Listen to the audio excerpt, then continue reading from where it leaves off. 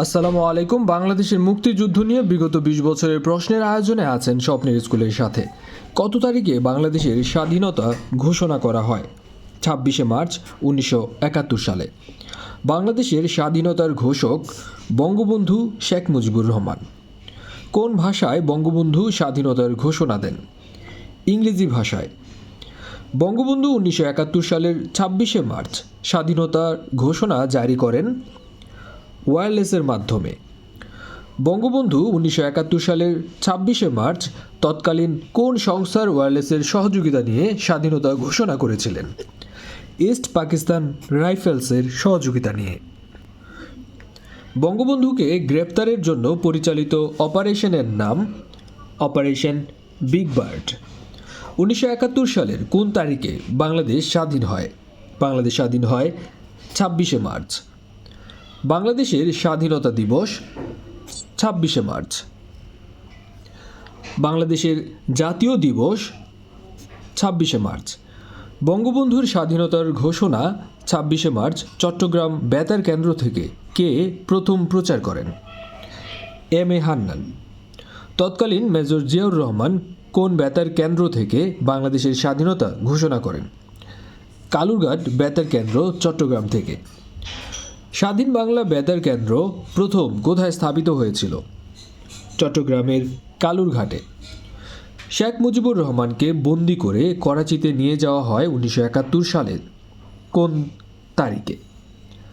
২৮শে March রাতে। কবে স্বাধীন বাংলা বেতার কেন্দ্রের সম্প্রচার বন্ধ হয়? ৩০শে মার্চ ১৯৭১ সালে।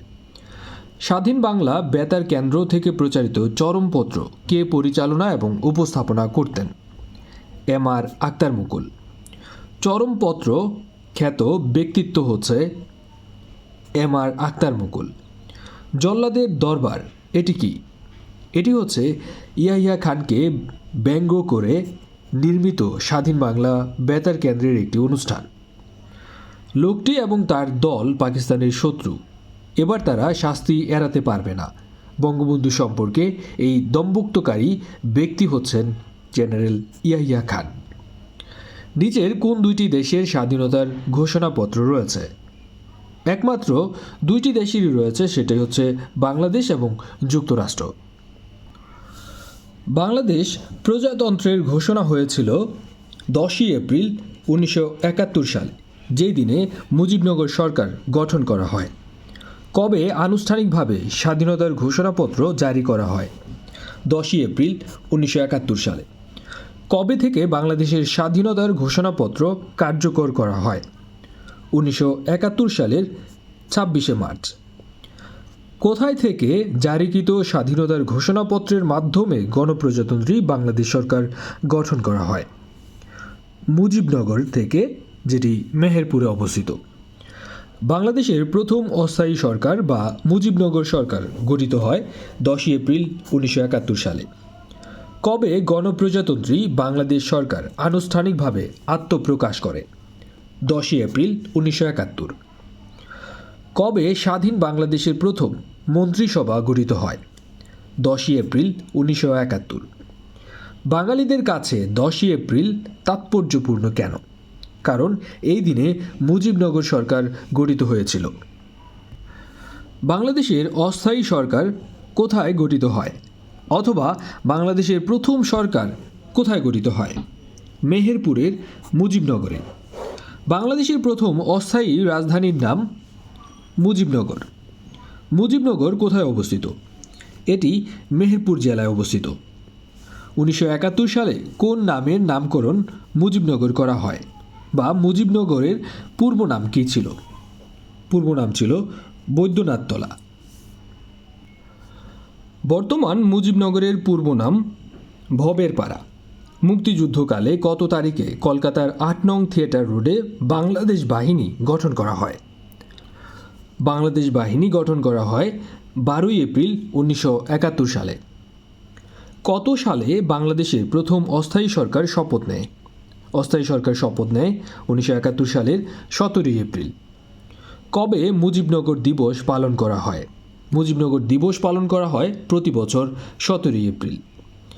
বাংলাদেশের স্বাধীনতার ঘোষণাপত্র কত তারিখে পঠিত হয়? পঠিত হয় 17 এপ্রিল 1971 সালে। বাংলাদেশের প্রবাসী সরকারের স্বাধীনতার ঘোষণাপত্র পাঠ করেন অথবা 1971 সালে বাংলাদেশের অস্থায়ী সরকারের ঘোষণাপত্র পাঠ করেন হচ্ছে অধ্যাপক ইউসুফ আলী। বাংলাদেশের স্বাধীনতার ঘোষণাপত্র পাঠ করা হয় মুজিবনগর হতে। 1971 সালের 17 এপ্রিল মুজিবনগর সরকারের শপথ গ্রহণ অনুষ্ঠান পরিচালনা করেন আব্দুল মান্নান।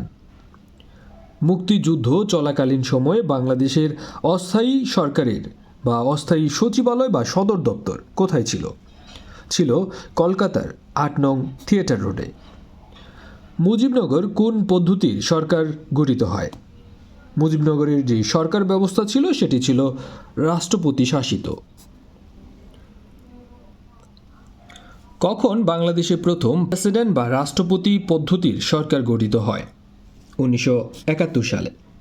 মুজিবনগর সরকারের কতটি মন্ত্রণালয় ছিল? মন্ত্রণালয় ছিল মোট 12টি।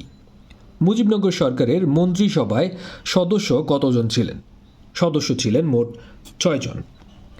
বাংলাদেশের প্রথম রাষ্ট্রপতি বা মুজিবনগর সরকারের রাষ্ট্রপতি ছিলেন বঙ্গবন্ধু শেখ মুজিবুর রহমান।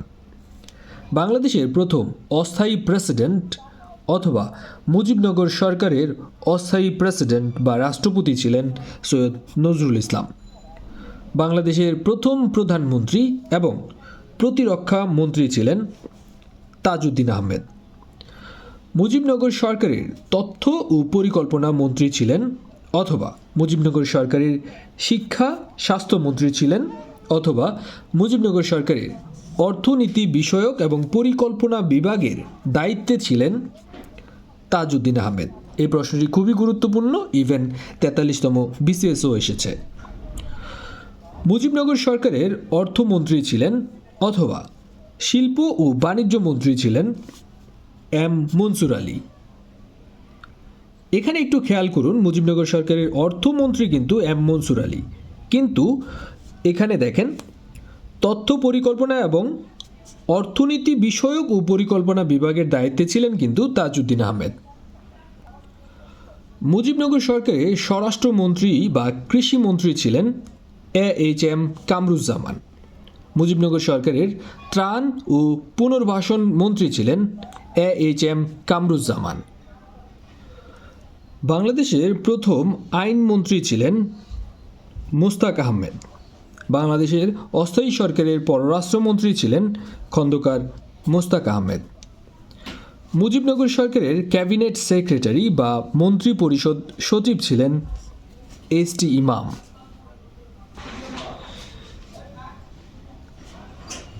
বিচারপতি আবু সাঈদ চৌধুরী 1971 সালে গঠিত মুজিবনগর সরকারের কোন পদে নিযুক্ত ছিলেন? তিনি ছিলেন বিশেষ কূটনৈতিক প্রতিনিধি। মুজিবনগর সরকারের মুখ্য সচিব হিসেবে দায়িত্বে ছিলেন রুহুল কুদ্দুস। মুক্তিযুদ্ধকালে বাংলাদেশ সরকারের সর্বদলীয় উপদেষ্টা কমিটির চেয়ারম্যান কে ছিলেন? সর্বদলীয় উপদেষ্টা কমিটির চেয়ারম্যান ছিলেন মাওলানা ভাসানী। 1971 সালে প্রথম কোন কূটনৈতিক বাংলাদেশের প্রতি আনুগত্য প্রকাশ করেন? তিনি হচ্ছেন কে.এম. শাহাবুদ্দিন। এখানে উত্তরটি ভুল আছে, এর সঠিক উত্তর হবে এম হোসেন আলী। কারণ এম হোসেন আলী পাকিস্তানে না গিয়ে দূতাবাসের 65 জন সহকর্মী নিয়ে 1971 সালের 18 এপ্রিল নতুন রাষ্ট্র বাংলাদেশের প্রতি আনুগত্য প্রকাশ করেন। বিদেশে কোন মিশনে বাংলাদেশের পতাকা প্রথম উত্তোলন করা হয়? প্রথম উত্তোলন করা হয় কলকাতা মিশনে। মুক্তিযুদ্ধকালে কার অধীনে ওয়াশিংটন বাংলাদেশ মিশন খোলা হয়? এম.আর. সিদ্দিকীর অধীনে। 1971 সালে মুজিবনগর সরকার কর্তৃক প্রকাশিত পত্রিকার নাম জয় বাংলা। মুক্তিযুদ্ধের প্রধান সেনাপতি জেনারেল এম.এ.জি. ওসমানীর বাড়ি কোন জেলায়? সিলেট জেলায়। ওসমানী স্মৃতি জাদুঘর রয়েছে সিলেটে। বাংলাদেশের স্বাধীনতা যুদ্ধে কে চিফ অফ স্টাফের দায়িত্ব পালন করেন বা সেনাবাহিনীর প্রধান কে ছিলেন? তিনি ছিলেন এম.এ. র। মুক্তিযুদ্ধে কে ডেপুটি চিফ অফ স্টাফের দায়িত্ব পালন করেছিলেন বা মুক্তিযুদ্ধের উপসর্বাধিনায়ক বা উপসেনাপ্রধান ছিলেন একে খন্দকার।